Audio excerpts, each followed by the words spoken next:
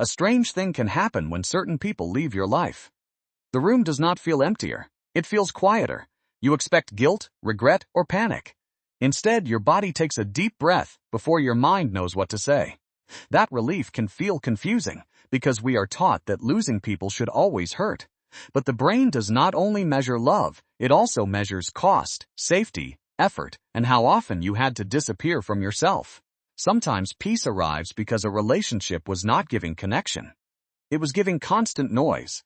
The outside world may only see a relationship ending. Your inner world feels the volume finally turning down. This is why relief is not always a sign that the person never mattered. Sometimes it is a sign that the pressure mattered too much. Imagine your emotional energy as a small glowing battery inside your chest. Every supportive conversation uses a little power. That is normal. Healthy people also put energy back. But one-sided relationships work differently. One person keeps plugging into you, while your own battery keeps falling lower. At first you may not notice. You tell yourself they are stressed, lonely, or going through a hard time. So you listen longer, you answer faster, you carry moods that were never yours to carry. After a while, your kindness stops feeling like kindness. It starts feeling like an unpaid job you cannot clock out from. Psychologists often describe this kind of drain as compassion fatigue, when caring becomes so constant that the care system itself gets tired. Emotional labor can be invisible because it rarely looks dramatic from the outside.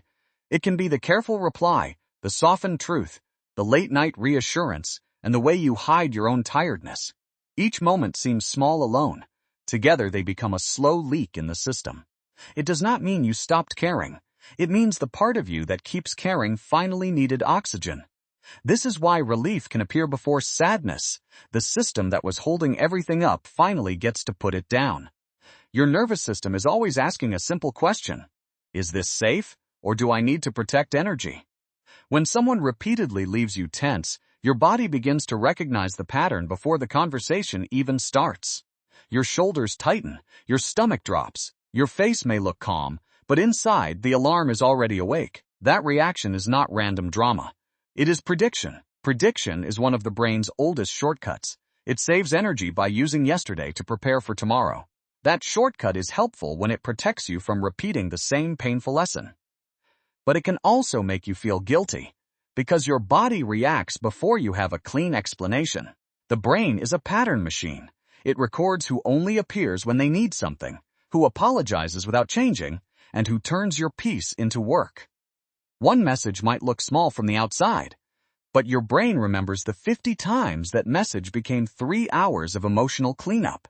This is why a simple name on your phone can feel heavy. It is not just a name, it is a history. And if that history kept ending with exhaustion, your body may start protecting you by pulling back. Pulling back can begin quietly. You reply later, share less, and stop volunteering pieces of yourself. To someone else, this may look sudden. To you, it is the final step after many small warnings. For many people, this protection started long before adulthood. Some children learn early that love can be unpredictable, loud, or dependent on staying useful. They learn to read the room like a weather map, noticing tiny shifts in tone, silence, footsteps, and faces. That skill can help a child survive. But in adulthood, it can make relationships feel like constant scanning. You may notice disappointment faster than others. You may sense when warmth has a hidden request attached to it. You may recognize the cycle: intense attention, big promises, quiet disappearance, then a return when they need comfort again. When the loop repeats enough times, leaving does not feel cruel. It feels like stepping out of a machine. A loop can feel familiar even when it hurts. Familiar pain can trick the mind into calling it normal. Stepping out of it can feel strange because peace has a different sound than chaos. At first, calm can feel like emptiness. Then your nervous system learns that nothing bad is happening. But there is an important difference between protection and punishment. A boundary says, this is the space I need to stay healthy. A wall says, no one can ever come close again. One is built from self-respect. The other is built from fear that never got comfort. Healthy distance still leaves room for truth, repair, and people who show up differently over time. A boundary can be flexible. It can move as trust, behavior, and repair change. That is why boundaries are not the enemy of connection. They are the conditions that let connection survive. Without boundaries, closeness can turn into invasion. With boundaries, closeness has a shape it can respect. Total shutdown turns every person into the same threat, even the ones who were never trying to harm you. So the question is not, should you keep everyone or remove everyone? The better question is, who helps your nervous system feel more like home? Some relationships make you perform. You become the therapist, the fixer, the calm one, the available one. Other relationships let you exhale. You do not have to audition for care. That difference matters, because connection is supposed to regulate us, not constantly drain us. A healthy person does not need you to abandon yourself to keep them close. They can hear no without turning it into a punishment. They can notice your limits without making you pay for them. Safe people do not make your limits feel like a betrayal. They do not need constant access to believe the relationship is real. They can let you rest without turning your silence into a test.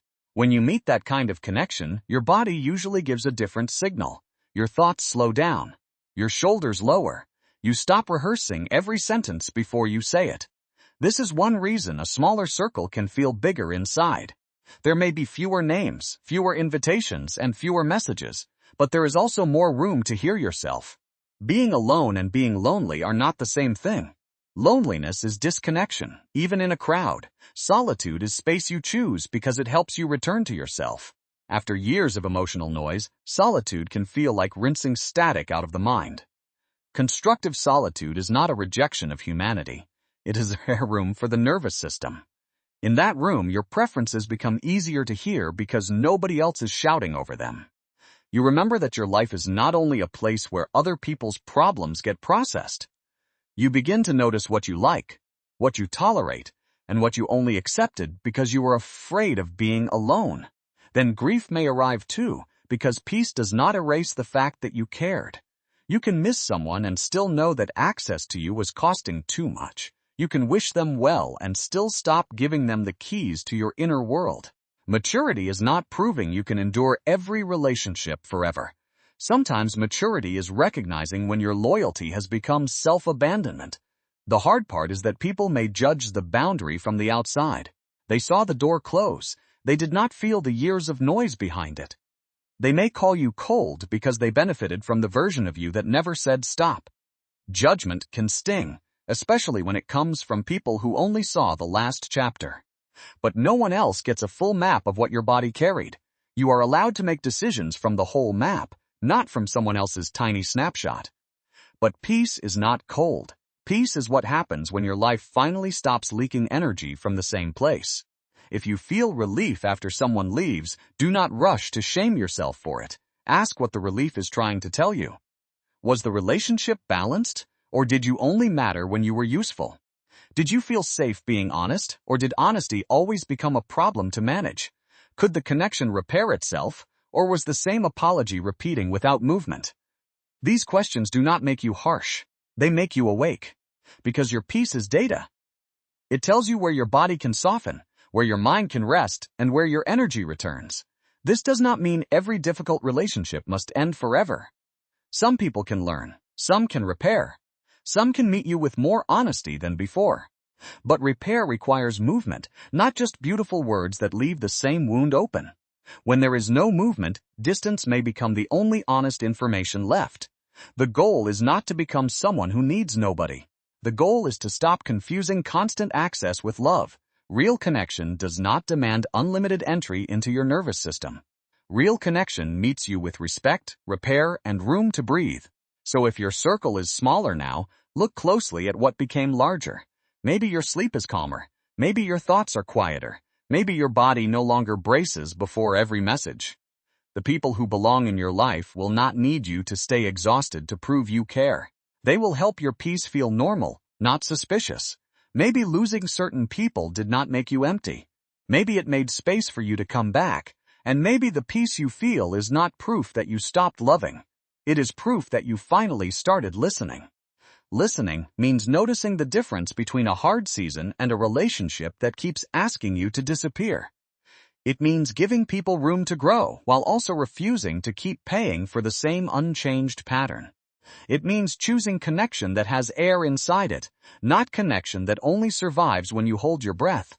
And over time, that choice changes the shape of your world. The right people do not make your peace smaller. They help it become easier to protect. So let the quiet teach you. Sometimes the life that feels smaller from outside is finally becoming spacious within.